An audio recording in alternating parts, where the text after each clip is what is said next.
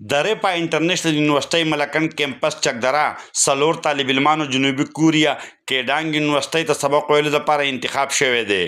په دې سلسله کې د منتخب طالب علمانو په شمول ریپا انټرنیشنل یونیورسيټي ملکنډ کیمپس چکدره نور هلکانو او جنکو ته ښودنې ورکولو لپاره یونیورسيټي کې د یوې غونډې تابع شوي وه چې پکې د ریپا انټرنیشنل یونیورسيټي انسټیټیوټ اف انفارمیټک ډپارټمنټ مشر ډاکټر مشتاق علي، ریپا انټرنیشنل یونیورسيټي انټرنیشنل آفس مشر نعمان منصور، منیجر محمد عزیز، ډیپټي منیجر نبیل ارشد، یونیورسيټي انټرنیشنل سټوډنټ ایکسچینج پروګرام کوارډینیټر شاه فیصل ترا، ریپا انټرنیشنل یونیورسيټي ملکنډ کیمپس چکدره هلکانو او جنکو په ګڼ شمېر کې شرکت کړی و. غونډې ته د وینا په وخت د ریپا انټرنیشنل یونیورسيټي انټرنیشنل آفس مشر نعمان منصور وینا وه.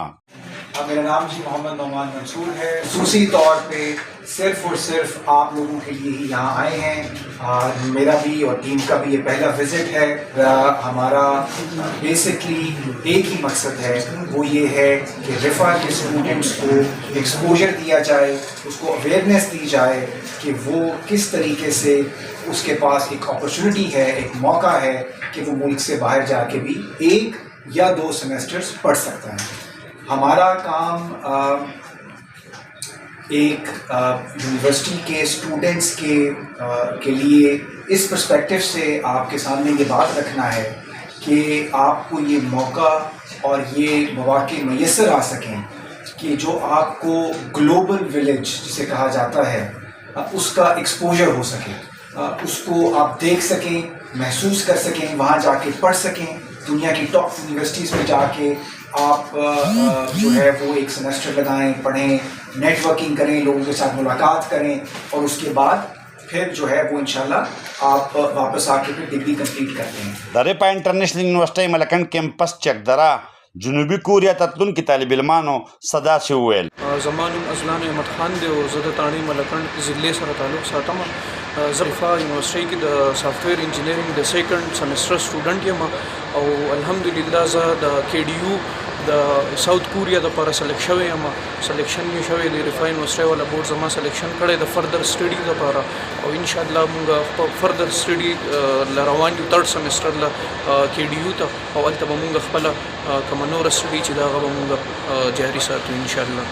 په دې کې زه د ریفا یونیورسيټي او د تمام چې کوم زموږ فیکلټیز ممبرز دي چې زموږ سره منډې والي د هغې ډېره شکریا ادا کوم او سپیشل تھینکس زه د خپل HOD صاحب یم چې هغه موږ له ډېر زیات بیک اپ راکړی دی. په دې زما نوم حذیفه احمد قریشي دی، زه تخبیه مرزان یم او ریفا یونیورسيټي کې د 3rd سیمسټر کې موږ ته یو اپورچونیټي میلاو شوه کلچرل ایکسچینج پروګرام کوم کې چې ما یې څه واخیسته او هغه ایکسپټ شو.